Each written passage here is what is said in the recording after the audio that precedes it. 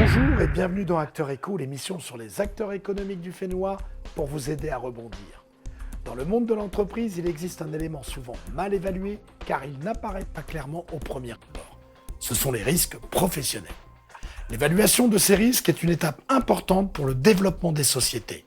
Les chefs d'entreprise sont contraints par la législation d'évaluer, d'anticiper et de minimiser ces risques. Comment faire concrètement ? Quels sont les outils dont ils disposent ? Quels sont les axes d'amélioration à ce sujet? C'est ce que nous allons voir avec Marilyn Ecker, intervenante en prévention des risques professionnels, et nous la recevons tout de suite dans le studio d'Acteurs Éco. Bonjour Marilyn. Bonjour Léo. On va parler avec toi des risques professionnels. Alors, c'est quoi les risques professionnels? Alors, les risques professionnels, c'est dans un cadre du coup professionnel dans ton entreprise.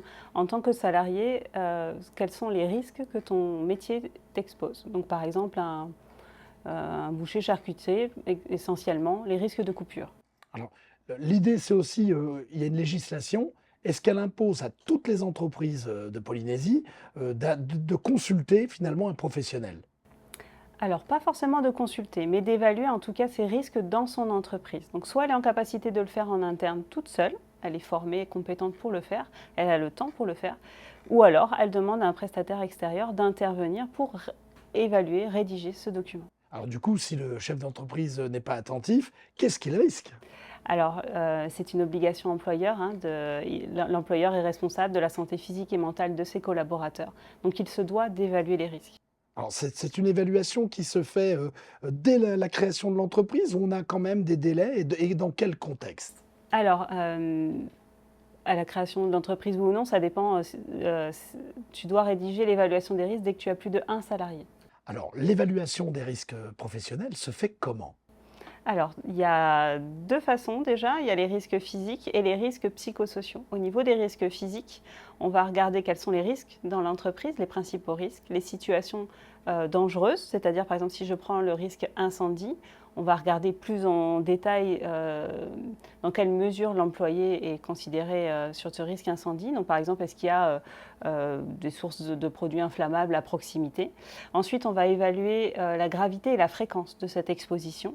Et puis surtout, ce qui nous intéresse dans cette évaluation, c'est de regarder les mesures de prévention qui sont en place dans l'entreprise et si elles ne sont pas suffisantes, d'en proposer de nouvelles.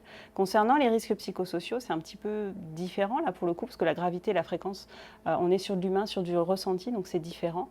Là, c'est plutôt sous forme de groupe de travail par typologie de métier, où on a donc un certain nombre de questions à évaluer. Est-ce qu'il existe un document type finalement que le professionnel doit récupérer ou que vous apportez avec vous? Non, il y a une ossature bien sûr à respecter. Néanmoins, il faut que ce soit adapté à l'entreprise, à la taille de l'entreprise, à l'activité de l'entreprise, aux machines qui sont sur place, etc. Donc non, il n'y a pas de choses toutes faites. Malheureusement, il faut aller un petit peu plus loin. Donc c'est là où ça peut être un petit peu technique et que c'est pour ça qu'il faut donc être formé ou se faire accompagner. Alors tu parles d'accompagnement, ça c'est très important puisque finalement le chef d'entreprise qui nous regarde, cet accompagnement, c'est ce que vous proposez quand vous faites à la fois des contrôles, mais en même temps quand vous accompagnez l'entreprise. Alors nous, on ne va pas contrôler, on n'est pas l'inspection du travail, mais du coup, on va accompagner l'entreprise quand l'inspection du travail est passée. En général, on nous appelle en disant voilà, l'inspection est passée, on n'est pas dans les clous, qu'est-ce qu'on peut faire? Et c'est là où nous, du coup, on va accompagner. Il faut intervenir avant pour que le contrôle se C'est passe ça, bien. l'idée c'est de la prévention quand même, donc c'est d'anticiper au maximum. Donc l'idée c'est justement d'intervenir le plus en amont possible et pas juste au dernier moment quand on est sur le fait accompli. Alors, je t'avais posé la question un petit peu en coulisses. On sait qu'il y a des domaines de contrôle liés à l'administration, mais est-ce que finalement, c'est aussi le privé, l'administration, ça regroupe tout le monde? Oui, cette évaluation des risques est une obligation réglementaire dès que tu as plus de 1 salarié, mais que ce soit pour les entreprises publiques ou privées. Même quand tu emploies un patenté, quelqu'un de ta famille, etc., finalement, dès que tu as quelqu'un qui travaille pour toi, tu es responsable dès lors qu'ils exercent une activité dans un cadre professionnel pour ton entreprise. Alors finalement, quel est votre rôle par rapport à la CPS, qui est l'organisme de contrôle, on va dire, officiel en Polynésie? Nous, on va être plus sur le terrain, dans des choses plutôt pratico-pratiques et dans de la rédaction. La CPS va plutôt être dans l'ordre du conseil, va expliquer, voilà, dans ta société, tu as tel risque, il faudrait faire ça. Nous, on va arriver jusqu'au plan d'action. C'est-à-dire qu'on va vraiment le mettre en place. On va évaluer concrètement et proposer des solutions. Est-ce que la pédagogie auprès des entreprises fonctionne bien? Finalement, aujourd'hui, toutes les entreprises sont conscientes de ce besoin? Oh non, malheureusement. C'est intéressant, c'est là où peut-être tu as un message à faire passer. Disons qu'on nous dit souvent nul n'est censé ignorer la loi. Néanmoins, c'est compliqué de connaître tous les articles du Code du travail et Code pénal. Donc il y a encore malheureusement beaucoup de méconnaissances sur les risques professionnels et notamment les obligations, que ce soit rédiger l'évaluation des risques et former ses collaborateurs une fois qu'on a évalué qu'il est exposé à ce risque. Alors ça me permet de rebondir finalement. Quels sont les risques professionnels auxquels les Polynésiens sont le plus exposés? C'est plutôt les troubles musculo-squelettiques, parce qu'il y a beaucoup de manutention sur le territoire. Et malheureusement, malheureusement non, c'est culturellement, c'est le haïto. On est fort, on est costaud, et on n'ose pas dire forcément c'est trop lourd. Je veux demander de l'aide à un collègue pour soulever par exemple une charge trop lourde. Et donc malheureusement, on soulève cette charge et il y a beaucoup de personnes qui se blessent parce qu'ils ne soulèvent pas correctement et un poids trop important. Alors c'est intéressant que tu parles de ça, puisque on le voit maintenant dans des reportages télé et tout ça, il y a des exosquelettes, hein, des appareils. Est-ce que cette pratique existe en Polynésie? Est-ce que les entreprises sont sensibles à ça? Alors, ça existe en Polynésie, c'était le sujet du coup des journées santé-sécurité au travail de cette année avec justement la CPS. Néanmoins, maintenant dans la mise en place, c'est pas encore suffisant sur le territoire. Pourquoi? C'est du matériel qui coûte cher? Parce que les entreprises priorisent d'abord finalement la rentabilité, le gain, plus que la prise en compte de ce soutien auprès des salariés? Disons qu'on ne perçoit pas forcément la finalité tout de suite de se préoccuper des risques professionnels. Néanmoins, un salarié qui est dans de bonnes conditions sera forcément plus productif, plus motivé, plus créatif, plus dynamique, plus joyeux à venir au travail. Et donc, quelque part, il y aura un gain. C'est vraiment un investissement finalement plutôt qu'un coût. Ça aussi, c'est intéressant. Ça veut dire que finalement, on ne le voit pas au départ, c'est quelque chose qui se voit dans le temps. C'est ça. Alors moi, je me pose la question, dans une entreprise, il y a de multiples risques, le geste répétitif, la glissade, que ce soit la restauration ou en tout cas d'autres professions. Comment on peut calibrer, quantifier tous ces risques dans une entreprise?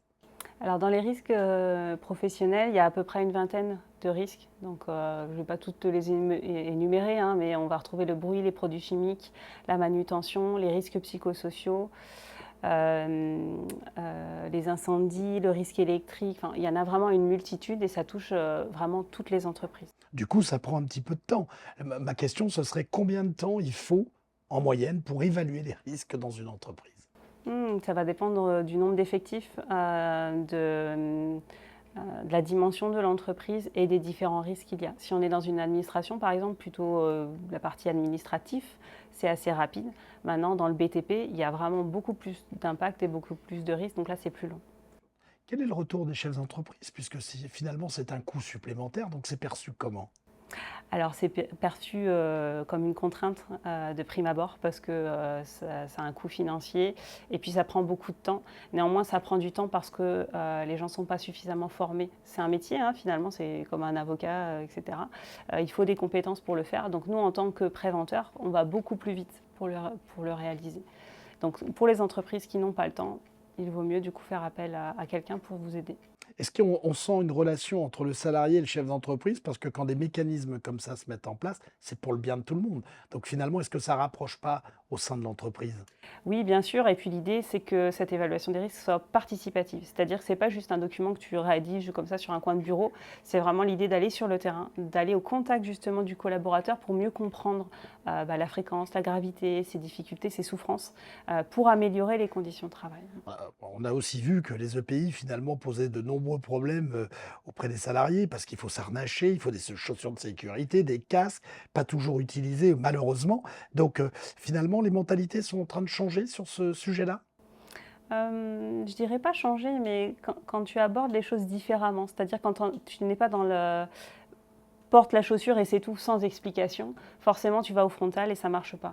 Moi je suis toujours en train d'expliquer en formation que justement il faut faire participer les collaborateurs, donc proposer différentes chaussures par exemple, les faire tester et puis en choisir une mais ensemble, sur du collectif. Pas juste ok c'est ça qu'on te demande et on impose les choses. Et peut-être ma dernière question, est-ce que finalement en Polynésie on a moins d'accidents du travail que dans d'autres régions du monde?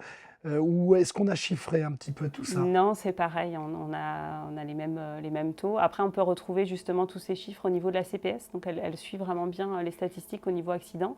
Et elle les répertorie d'année en année, et surtout par type de lésion, où est-ce que ça se situe dans le corps et quels sont les types de risques les plus exposés. Alors là, finalement, ce sera ma dernière question. Quels sont les axes d'amélioration en matière de risque professionnel? Alors en matière d'amélioration, on pourrait déjà dire d'avoir une évaluation des risques qui cadre à l'entreprise, parce que des fois, on voit sur le terrain des évaluations, comme tu le disais, en introduction, un petit peu toutes faites, qu'on a pris un petit peu dans une autre entreprise et qu'on a voulu dupliquer, qui ne correspond pas du coup à l'entreprise. La deuxième problématique aussi sur le territoire, c'est la mise à jour. Donc c'est un document aussi qui doit être mis à jour au minimum une fois par an, et on nous dit dans les textes autant que nécessaire. C'est-à-dire que dès que tu as une nouvelle machine, tu déménages, tu t'agrandis, tu changes de taille au niveau effectif, tu dois mettre à jour. Et malheureusement, sur le territoire, ce n'est pas forcément mis à jour autant qu'il le faudrait. Et puis, on oublie de travailler aussi sur les risques psychosociaux. On a dit en introduction, l'employeur, il est responsable de la santé physique et aussi mentale. Et la partie mentale et la partie risques psychosociaux, on a tendance à un petit peu la mettre de côté, alors que ça fait partie intégrante des risques professionnels. Merci pour tous ces éclairages. Vous l'avez compris, les risques professionnels, la sécurité dans l'entreprise, c'est vraiment d'une grande importance. Ça rapproche les hommes aussi. On se retrouve, nous, dans une prochaine émission de Acteurs Éco. À très bientôt.